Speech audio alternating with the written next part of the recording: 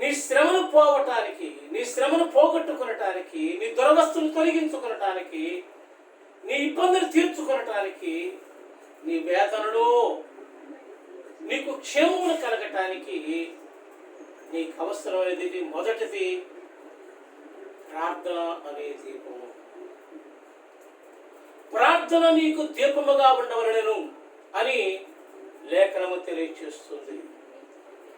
నీ జీవిత అభివృద్ధికి, నీ జీవిత పరిపక్వతకు, నీ ఆత్మ పరిపక్వతకు నీ ప్రార్థన నీకు దీపముగా ఉండాలి. నీ ప్రార్థన మొదటిగా, నీ ప్రార్థన నీకు దీపముగా ఉంటే అది నీకు ఆశీర్వాదకరంగా ఉంటుంది, అది నీకు దీవెనకరంగా ఉంటుంది, అది నిత్యము దేవుని యొక్క సన్నిధిలో జ్ఞాపకార్థంగా దేవుని సన్నిధిలో కనపడుతూ ఉంటుంది. కనుక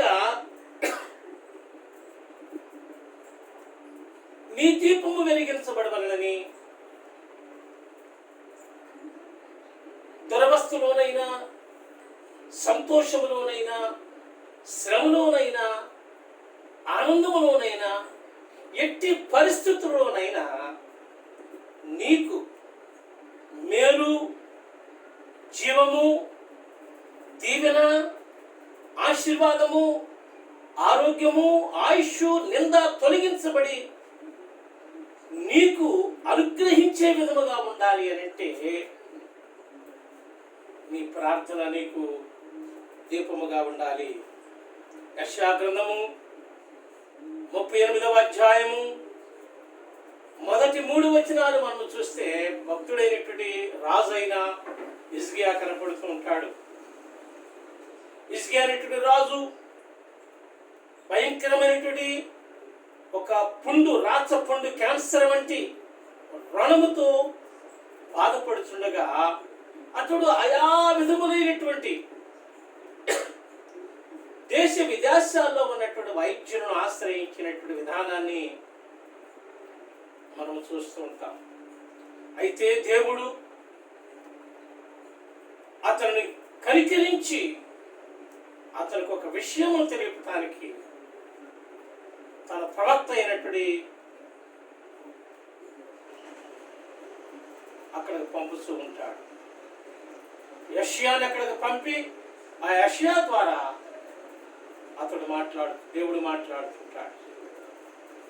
నీవు నిశ్చయముగా మరణమవుతున్నావు, నీవు బ్రతుకవు కనుక లేచి నీ ఇల్లు చక్క పెట్టుకును. ఎన్ని మందులు వాడినా, ఎంతమంది వైద్యులను ఆశ్రయించినా, ఎన్ని పరిస్థితులు నీవు అనుకూలించబడని నీకు నువ్వు సిద్ధం చేసుకున్నా నీవు బ్రతకవు, నిశ్చయముగా నీవు మరణమగుతున్నావు. అయితే నీకు ఒక అవకాశాన్ని దేవుడు నీకు ఇస్తున్నాడు, నీ యందు కనికరము చూపుతున్నాడు. లేచి నీ ఇల్లు చక్కబెట్టుకో అని చెప్పి దీర్ఘదర్శి అయినటువంటి యెషయా ద్వారా హిజ్కియాతో దేవుడు మాట్లాడినప్పుడు అతడు లేచి గోడ వైపు తన ముఖమును త్రిప్పుకొని, నీ ఎడల నేను యథార్థ హృదయుడనై నీ సన్నిధిలో నేనెట్లు నడుచుకుంటున్నాను, కృపతో దయతో నన్ను జ్ఞాపకం చేసుకున్నామని ప్రార్థన చేశాడు. నువ్వు ఫలానా దగ్గరికి వెళ్ళు అని చెప్పలేదు, నువ్వు ఫలానా వ్యక్తిని ఆశ్రయించని చెప్పలేదు, కానీ లేచి నీ ఇల్లు చక్కబెట్టుకో. దేహో దేవాలయ, దేహమే దేవుని ఆలయము.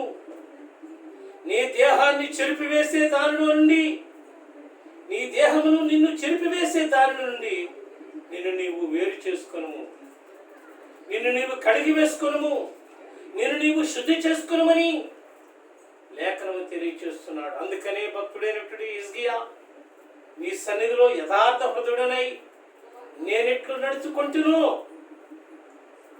నీ యొక్క ఆలయ పనులను కానీ, నీ యొక్క కార్యక్రమములను కానీ, నీ ప్రజలైనటువంటి ఇశ్రాయేలీయులకు, నీ సేవకులైనటువంటి లేవీయులకు, యాజకులకు నేనెట్లు జరిగించుతును, కృపతో దయతో నన్ను జ్ఞాపకం చేసుకున్నామని గోడ వైపు తిరిగినప్పుడు, గోడ అనగా క్రీస్తే, ఆయన మధ్యవర్తిగా నీ యొద్దకు నా యొద్దకు వచ్చి నిన్ను బలపరచడానికి మధ్యవర్తిగా దేవునికి నీకు నాకు ఉన్నాడు.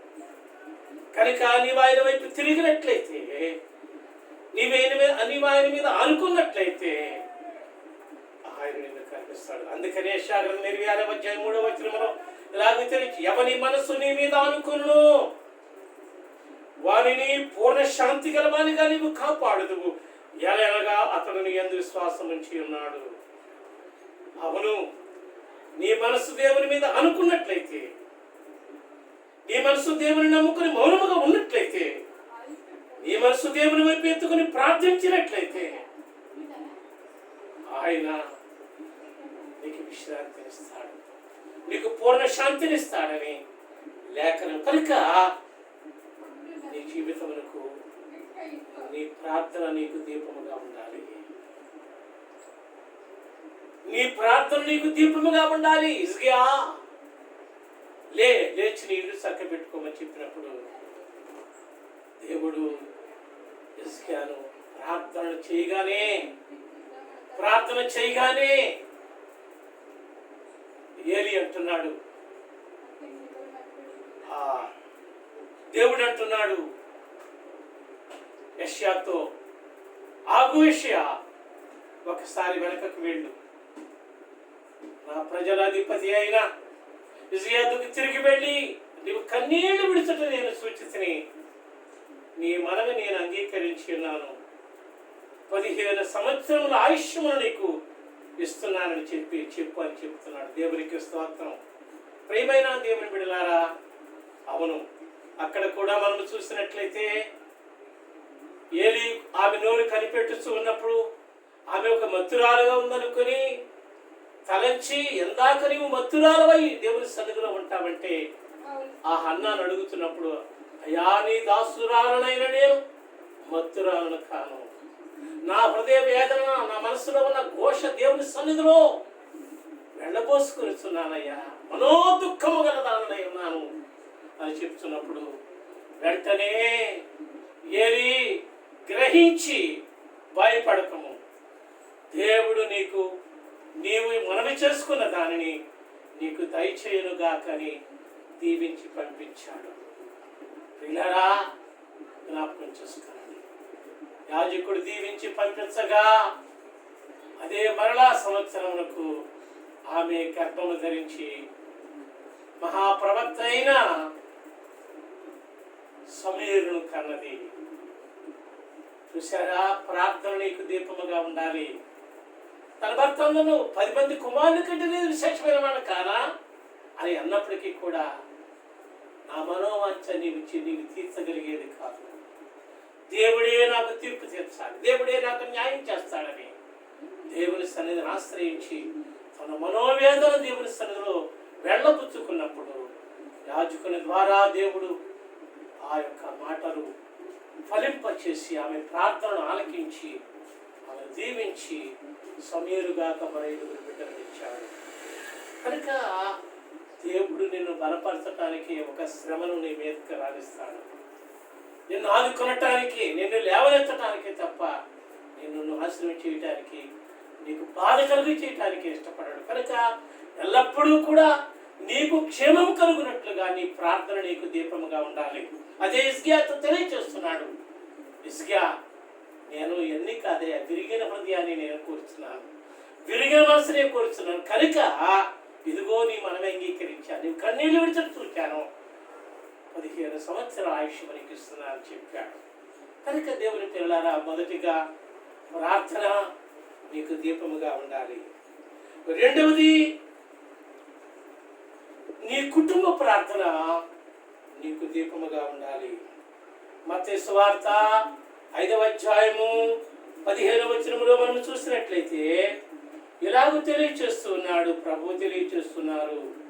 మత్తయి సువార్త 5వ అధ్యాయములో 5వ వచనములో ఇలాగూ తెలియచేస్తున్నారు, ఎవరైనను మనుషులు దీపము వెలిగించి కొంచెము కింద పెట్టరు, కానీ అది ఇంట నుండి వారికి అందరికి వెలిగించుటకి దీపస్తంభం మీదనే పెట్టుదురు. అవును, దీపమును వెలిగించి కొంచెం కింద మంచము కింద పెట్టరు. దీపం అనేది వెలుగు చూపించడానికి, ఆ వెలుగును వెలిగించి మిమ్మల్ని త్రోవ చూపించి నడిపించటానికి, మిమ్మల్ని బలపరచటానికి దీపము నీకు ఉపయోగాత్మగా దీపస్తంభం. దీపస్తంభం అనగా క్రీస్తే. దీపస్తంభం అనగా క్రీస్తే. ఆ దీపస్తంభం అనే క్రీస్తు మీద నీ దీపము నిలవబడి ఉండాలి. అది ఆరిపోకూడదు. అది ఆరిపోకూడదు. ఆరిపోతే నీ జీవితం ఆరిపోతుంది. అందుకని భక్తుడు అంటాడు, నా దీపము యేసయ్యా నీవు వెలిగించినావు, సుడిగాలిలోనైనా జడివానలోనైనా ఆరిపోదులే నీవు వెలిగించిన దీపము. నీవు వెలిగించిన దీపము, నీవు వెలిగించిన దీపము. అవును, ఆయన వెలిగించిన దీపమును, ఆయనే క్రీస్తు అనే దీపస్తంభం మీద నువ్వు పెట్టుకున్నట్లయితే నీ దీపము నిత్యము వెలుగుతుంది. కనుక కాబట్టి నీ కుటుంబ ప్రార్థన నీకు నిత్యము కూడా వెలుగు చూపుతూ ఉండాలి. అందుకని ఎక్కడ ఇద్దరు ముగ్గురు కూడి నా నామమును ప్రార్థిస్తారో వారి మధ్యలో నేనున్నానని ప్రభు వాగ్దానం చేశారు. నీ కుటుంబంలో నీవు కుటుంబ ప్రార్థన ఏర్పరచుకొని నిత్యము నీ యొక్క ధూపదీప నైవేద్యములు దేవుని సన్నిధికి చేరినట్లయితే ఈ దీపము దేవుడు నిత్యము వెలిగించి దీవెనకరంగా మనోహరమైన వెలుగుగా ఉంచి నిన్ను వెలిగిస్తాడు. అందుకనే నీవు నీ ఇంట కూర్చుండినప్పుడును, పండుకొన్నప్పుడు, త్రోవను నడుచున్నప్పుడును, లేచున్నప్పుడును దేవుని యొక్క వాక్యాన్ని ధ్యానిస్తూ ఉండాలి. అందుకని నీ వాక్యము నా పాదములకు దీపము అని మనము గానం చేశాం. ఆయన వాక్యాన్ని నువ్వు కూర్చున్నా, లేచినా, నడిచినా, పండుకున్నా నువ్వు ధ్యానిస్తూ ఉండాలి. అది నీకు, నీ కుటుంబములకు, నీ బిడ్డలకు, నీకు వెలుగు నిత్యము వెలిగించి వెలుగు శ్రేష్టమైన మార్గంలో నడిపించడానికి. రెండవదిగా నీ కుటుంబము ప్రార్థన నీకు దీపముగా ఉండాలి. నీ కుటుంబ ప్రార్థన నీకు ఎప్పుడైతే దీపముగా ఉంటుందో ఏ తెగులు నీ గుడారమును సమీపించదు. ఏ విధమైనటువంటి ఇరుకు, ఇబ్బంది, వ్యాధి నీ గుడారములకు సమీపించదు. నువ్వు కూర్చున్నా, లేచినా, నడిచినా, పండుకున్నా కూడా దేవుని యొక్క వాక్యాన్ని ధ్యానిస్తూ ధ్యానిస్తూ ధ్యానిస్తూ ధ్యానిస్తూ స్తుతిస్తూ ప్రార్థిస్తూ ఉన్నప్పుడు నీ ప్రార్థన దేవుడు అంగీకరిస్తాడు. అందుకనే యెషయా గ్రంథం 26:9 వచనములో ఇలాగ తెలియజేస్తుంది, రాత్రి వేళ నాలోనున్న ఆత్మ నిన్ను ఆశ్రయించుతున్నది, నేను నిద్రించినా కూడా నా మనసు మేలుకొని నిన్ను స్తుతించుతున్నది. అవును, నీ కుటుంబము, నీ బిడ్డలు, నీ ఉద్యోగంలో, నీ వృత్తి వ్యాపారములో, నీ రాకపోకలలో దేవుని యొక్క నీ కుటుంబ ప్రార్థన రక్షణ ప్రాకారముగా నీకున్నప్పుడు నీకు కలిగినంతటికి నీ క్షేమం అవుతుంది అనే దేవుని యొక్క వాక్యం తెలియజేస్తుంది. మూడవదిగా మనము చూసినప్పుడు, రెండవది అది చూడండి, అపోస్తలుల కార్యములు 10వ అధ్యాయము 3-4 వచనాలు కూడా మనం చూస్తే భక్తుడైనటువంటి కొర్నేలిని గురించి దేవదూత మధ్యాహ్నపు 3 గంటల వేళ వచ్చి కొర్నేలి అని దర్శనమందు తేటగా పిలుచుట అతనికి కనపడింది.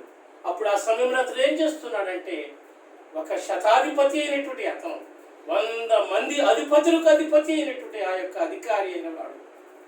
అధికారులు మరి 1 గంటల నుంచి లేక 2 గంటల నుండి విశ్రాంతిలో ఉండి 4-5 గంటల వరకు విశ్రాంతి తీసుకుంటారు. ఈ యొక్క అధికారి నిద్రకు కానీ మంచానికి కానీ తన దేహాన్ని అప్పగించకుండా దేవుని సన్నిధిలో అతడు ప్రార్థన చేస్తున్నాడు. 3 గంటల వేళ, ఇంచుమించు 3 గంటల వేళ అతడు తన గృహంలో ప్రార్థన చేస్తుండగా ఆ ప్రార్థన దేవుని ఎద్దుకు వెళ్ళింది. వెంటనే పరలోకం నుండి దూత వచ్చాడు. కొర్నేలి అని పిలుచుట అతని దర్శనమందు అతనికి తేటగా కనపడినప్పుడు, ప్రభువా ఏమని అని అడిగినప్పుడు, నీ ధర్మకార్యము, నీ ప్రార్థనలను, నీ ధర్మకార్యములను జ్ఞాపకార్థముగా దేవుని సన్నిధికి చేరినవి కాబట్టి నువ్వు యొప్పేక మనుషులను పంపి సీమోనును మారిపేరు గల పేతురును మారిపేరు గల సీమోనును పిలిపించు, అతను చర్మకారుడైనటువంటి సీమోను ఇంట్లో దిగి ఉన్నాడని చెప్పి దూత ద్వారా హెచ్చరింపబడ్డాడు. అందుకని మెలకువగా ఉండి ప్రార్థన చేయమంటుంది దేవుని వాక్యం. నీ కుటుంబ ప్రార్థన చూడండి, కొర్నేలి చేసిన ప్రార్థన ఆయన కుటుంబానికి, తన బంధువులైన వారికి, తన నెలవైన వారికి, తన స్నేహితులైన వారికి గొప్ప ఆశీర్వాదకరంగా మారిపోయింది. చూసారా, మొదటిది నీ ప్రార్థన నీకు దీపంగా ఉండాలి. రెండవది నీ కుటుంబ ప్రార్థన నీకు దీపముగా ఉండాలి. అలా నీ యొక్క ప్రార్థన కొంచెం కింద మంచం కింద ఉంటే అది ఎవరికి ఉపయోగం ఉండదు. అది వెలిగించబడాలి. అందరికీ దాడు చూపించే విధంగా దీపస్తంభం మీద ఉండాలి. ఆ దీపస్తంభం అనే క్రీస్తుని ఇంటిలో ఉండాలి. క్రీస్తు అనే దీపస్తంభం మీద నీ దీపము నిత్యము వెలుగుతూ ఉండాలి, ఆరిపోకుండా ఉండాలి. అప్పుడు నీ కుటుంబమునకు నీకు దీవెన కలుగు. మూడవదిగా మనం చూస్తే, మూడవది ఏంటంటే నీ సంఘ ప్రార్థన నీకు దీపముగా ఉండాలి. నీ సంఘ ప్రార్థన నీకు దీపముగా ఉండాలని లేఖనం తెలియజేస్తూ ఉంది. నిర్గమకాండములో మనం చూస్తే 2వ అధ్యాయములో, నిర్గమకాండము 2వ అధ్యాయములో మనం చూసినట్లయితే ప్రియమైన వారలారా, లేఖనము ఇలాగ తెలియజేస్తూ ఉంది. 23, 24 వచనాలు. అలాగున అనేక జనములు జరిగిన మీదట ఐగుప్తు రాజు చనిపోయెను. ఇశ్రాయేలీయులు తాము చేయుచున్న వెట్టి పనులను బట్టి నిట్టూర్పులు విడుచుతూ మొరపెట్టుచుండగా, తమ వెట్టి పనులను బట్టి వారు పెట్టిన మొర దేవుని యొద్దకు చేరును. కాగా దేవుడు వారి మూలుగును విని అబ్రహాం, ఇస్సాకు, యాకోబులతో తాను చేసిన నిబంధనను జ్ఞాపకము చేసుకొనును అని మనం చూస్తూ ఉంటాం. కనుక ఐగుప్తు అనగా బానిసత్వము. నీ సహోద్యోగులు కానీ, నీ అధికారులు కానీ, నీ తోటి వారి కానీ, నీ ఇరుగు పొరుగు వారి కానీ నిన్ను అనేక విధములుగా శ్రమను పాలు చేసి నిన్ను కష్టపెట్టినప్పుడు నీ కష్టమును దేవుని యొద్దకు చేరడము. నీవు కష్టపెట్టుచున్న వారిని బట్టి నీవు మొరపెట్టుము.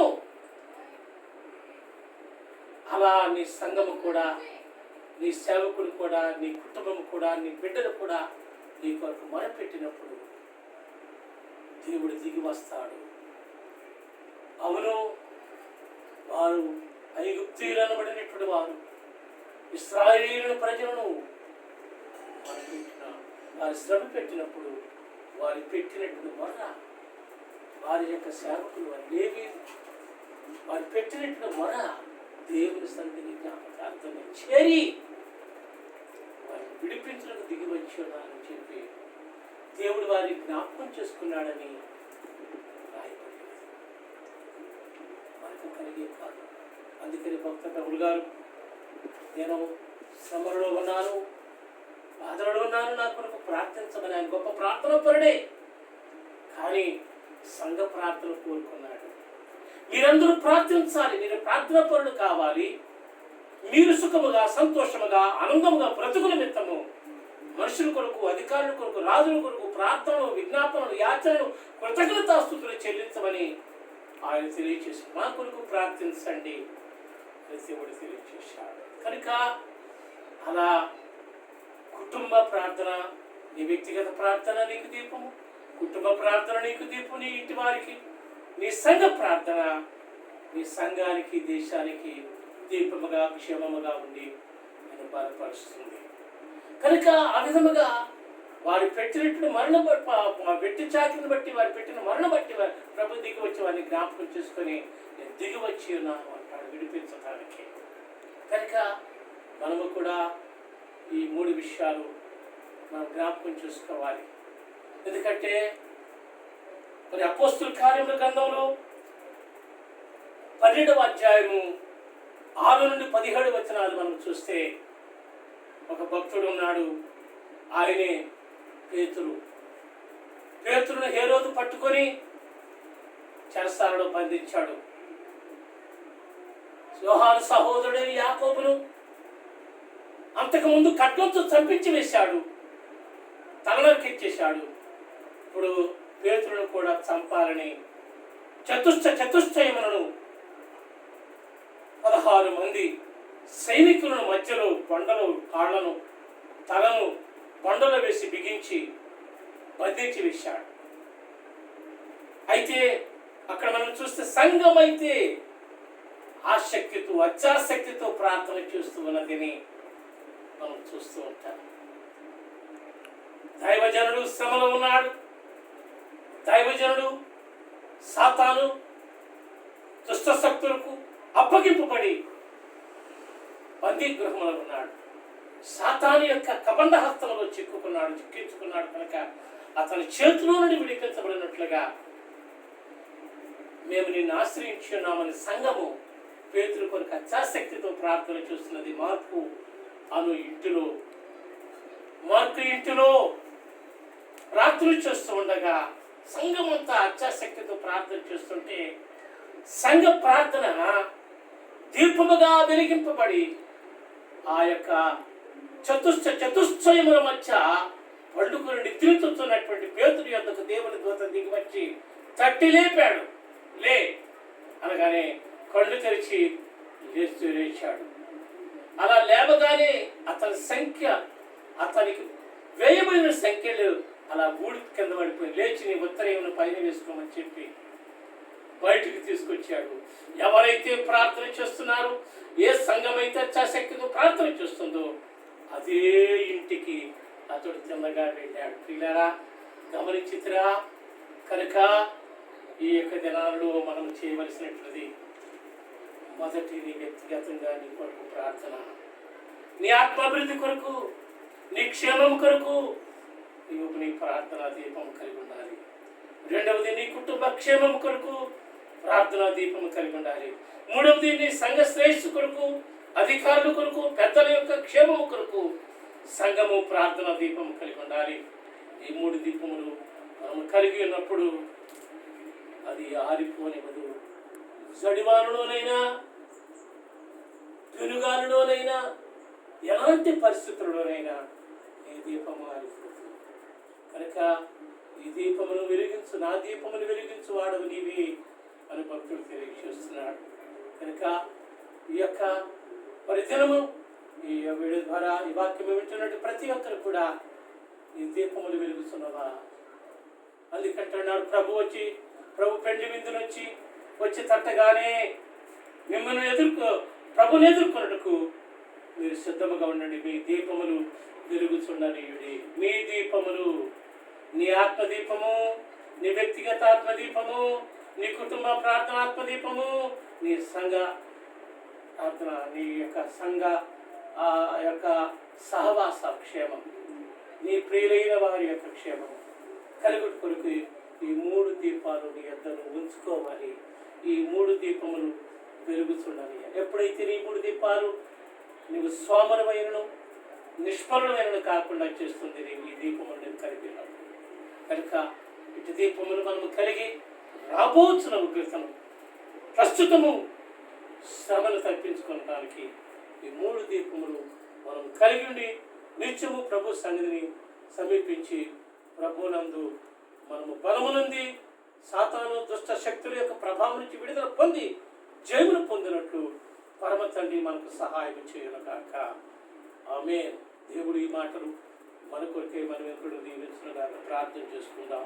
నమ్మకమైన మా తండ్రి, మా పరలోకపు రాజా, నీ ఘనమైన నామమునకు స్తోత్రాలు చెల్లిస్తున్నావు. నువ్వు నమ్మదగిన దేవుడుగా ఉన్నావు, నమ్మని వారిని విడిచిపెట్టని దేవుడుగా ఉన్నావు. నా తండ్రి నీకు స్తోత్రాలు. ఇదిగో ఈ వీడియో ద్వారా మా ప్రభా మీరు మాతో మాట్లాడిన 3 దీపముల గురించి నీకు స్తోత్రాలు చెల్లిస్తున్నాం. కనుక ఈ దీపములు మా వ్యక్తిగత జీవితాన్ని, మా కుటుంబ జీవితాన్ని, మా ప్రభు ఐక్యతను, మా సంఘ ఐక్యతను కాపాడే విధంగా, రక్షించే విధముగా, బలపరిచి నడిపించే విధముగా మా ప్రభు ఉండినట్లుగా మాతో మా ప్రార్థనా దీపమును, మా కుటుంబ ప్రార్థనా దీపమును, మా సంఘ ప్రార్థనా దీపమును మేము కలిగి ఉండి శ్రమలో ఉన్న వారిని, ఇబ్బందులు ఉన్న వారిని, నాయన వ్యాధంలో ఉన్న వారిని విడిపించే విధముగా మా దీపములు వెలుగునిచ్చి నాయన క్రీస్తు అనే నీ యొక్క బండ పైన, నీ దీపస్తంభం పైన మా దీపములు పెట్టి మా త్రోవలను మా ప్రభు సరాలను చేసుకుని వెలిగించుకొని మీ ఎద్దుకు చేరే వారం కూడా మమ్మల్ని సిద్ధపరచమని పరమ తండ్రి ఈ మనల్ని అంగీకరించమని ఈ వీడియో చూస్తున్న ప్రతి ఒక్కరికి మేలు కలుగునట్లుగా వారి దీపముగా మీరు వారి జీవితాల్లోకి ఉండి వెళ్ళి వారి గృహాన్ని వెలిగించి వారి జీవితాన్ని ప్రభావితంగా పెంచి వెలుగుమయంగా చేసి వారిని కృపవర్ధన చేయమని ప్రభువైన యేసుక్రీస్తు వారి ద్వారా ఈ మనవులు మీ పాదములు సమర్పించడానికి వేడుకొనుచున్నాం తండ్రి. ఆమేన్. పరలోకమందున మా తండ్రి, మీ నామం పరిశుద్ధపరచును గాక, మీ రాజ్యం వచ్చును గాక, మీ చిత్తం పరలోకమందు నెరవేర్చినట్లు భూమి యందు నెరవేరును గాక. మా దినాహారం నేడు మాకు దయచేయము. మా యెడల అపరాధములు చేసిన వారిని క్షమించిన ప్రకారం అపరాధములను క్షమించండి. మమ్మల్ని శోధనలోకి తేకుండా కీడులను తప్పించండి. రాజ్యము, శక్తి, బలము, మహిమ నిరంతరం మీవైనవి తండ్రి. ఆమేన్. యేసు రక్తము ఛాయం, శివ రక్తము ఛాయం, కలువ రక్తము ఛాయం, ప్రవేశ రక్తం సంపూర్ణ విజయం.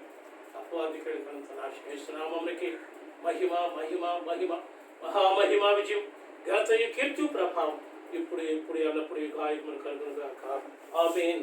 హల్లెలూయా హల్లెలూయా హల్లెలూయా. స్తోత్రం స్తోత్రం స్తోత్రం. ఆమేన్ ఆమేన్. మన తండ్రి అయిన దేవుని ప్రేమనుడియు, మన రక్షకుడైన యేసుక్రీస్తు వారి కృపనుడియు, మన ఆదరణకర్త పరిశుద్ధాత్మ దేవుని నేను సహాయ సహకారం కూడా వచ్చిన మనకు వీడియో చూసిన ప్రతి ఒక్కరికి వారి ఆధ్యాత్మిక, ఆర్థిక సమృద్ధికి ఆయన కృప తోడుగా ఉండి నిండుగా మెండుగా దండుగా దీవించి ఆశీర్వదించి వర్ధల చేయను గాక. ఆమేన్.